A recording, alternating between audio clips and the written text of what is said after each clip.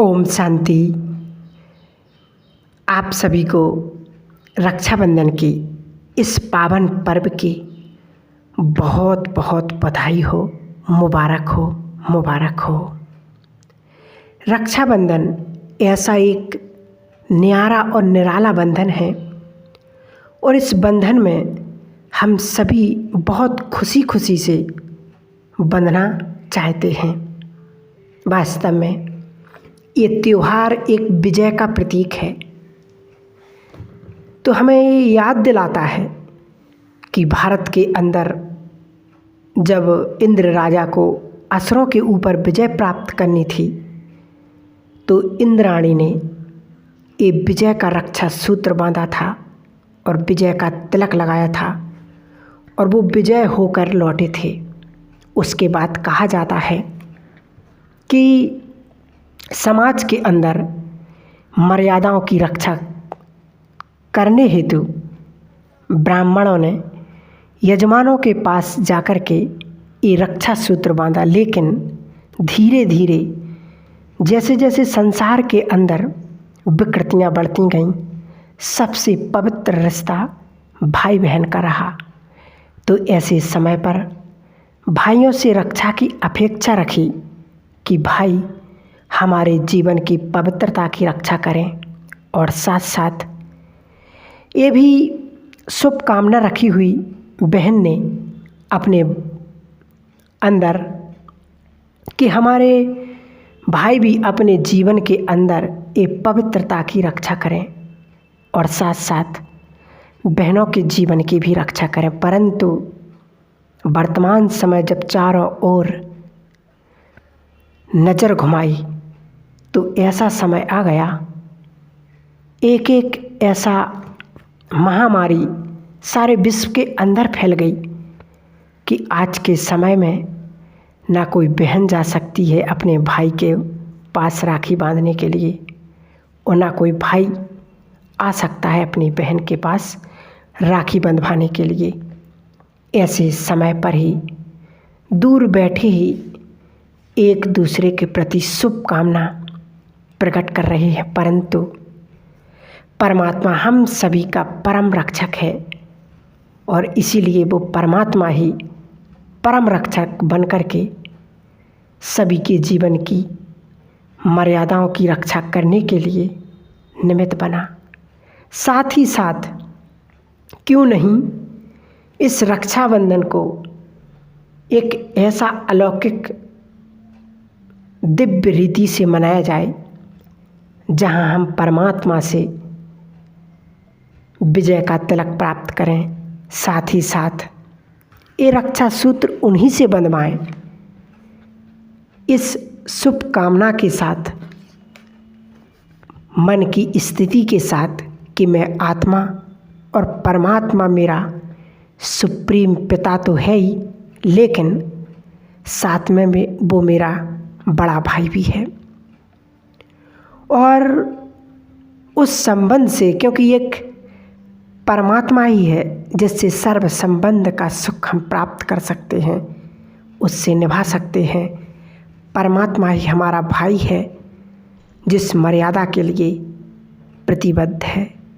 इतना ही नहीं, लेकिन वर्तमान समय में हमें अपने तन की रक्षा भी करनी है महामारी से, और उसके लिए हम जो भी वर्तमान समय में सुरक्षा के जो माध्यम हैं उनको अपनाएं और अपने आप को भी सुरक्षित रखें।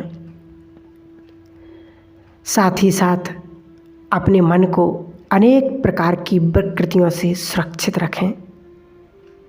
अपनी भावनाओं को इतना सुंदर और श्रेष्ठ बनाएं जो भावनात्मक रीति से अपने मन को इतना ऊंचा उठाएं जिसके लिए कहा जाए कि अपने अंदर एक ऐसी स्पिरिचुअल क्रांति को बढ़ाएं कि जिस स्पिरिचुअल इम्यूनिटी से हमारा मन दुरुस्त रहे, भावनाएं दुरुस्त रहें और तन भी दुरुस्त रहे। लेकिन इसी समय पर हम ये भी कहेंगे कि हम सिर्फ अपनी रक्षा ना करें, लेकिन इस संसार के अंदर पशु पक्षी प्रकृति की भी हमें रक्षा करनी है, क्योंकि प्रकृति ने हमें जो जीवन दान दिया है उस प्रकृति को सुंदर वाइब्रेशन देते हुए हमें उसका भी रिटर्न करना है। साथ ही साथ अपने राष्ट्र की भी सुरक्षा के लिए हम प्रतिबद्ध होते हैं, लेकिन जीवन के अंदर जो नियम कानून हैं उनको भी हमें अपनाना है और इस तरह से अपने राष्ट्र के भी सुरक्षा के लिए प्रतिबद्ध हो जाएं और सारे विश्व के लिए सुंदर विश्व का निर्माण करने हेतु हम सारे वातावरण के अंदर बहुत सुंदर वाइब्रेशन को फैलाएं, शुभ भावना शुभ कामना की तरंग फैलाएं और इस दूषित वातावरण के भी जो प्रभाव है उसको बहुत सुंदर और श्रेष्ठ बना करके हर इंसान जहाँ खुले दिल से सांस ले सके ऐसे विश्व का निर्माण करें। ऐसे सुंदर वाइब्रेशन का निर्माण हमें करना है और निरंतर सकाश देते जाएं। साथ ही साथ सुंदर तरीके से हम सदा सुरक्षित रखें। इन्हीं शुभ भावनाओं के साथ यह त्यौहार को अलौकिक दिव्य रीति से मनाएं ताकि उस परमात्मा के आशीर्वाद के पात्र हम बन जाएं और ये महसूस करें कि जैसे विजय का तिलक परमात्मा ने दिया, ये रक्षा सूत्र बांधा, वैसे परमात्मा का आशीर्वाद का हाथ हमारे सिर पर है। और मिठाई बहुत मधुर मधुरता से जीवन में लाने के लिए हम मिठाई ईश्वर हमें दे रहे हैं और उसके रिटर्न में कुछ ना कुछ सौगात हमें ज़रूर देनी है, क्योंकि जैसे जैसे समय आगे बढ़ता जा रहा है अंतिम दृश्य सबके सामने स्पष्ट होता जा रहा है।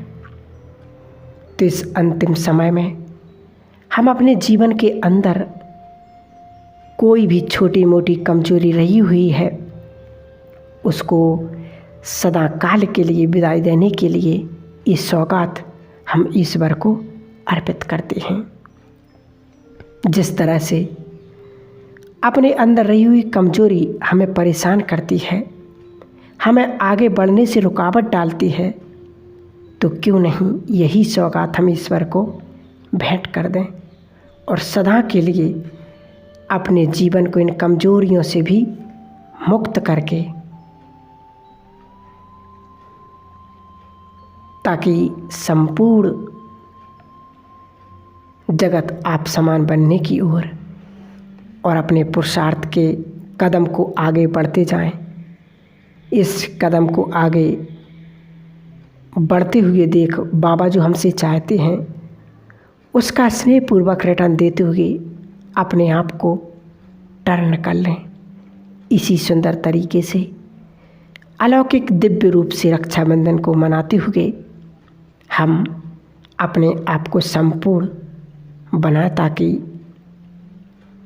और आगे हम जा सकें।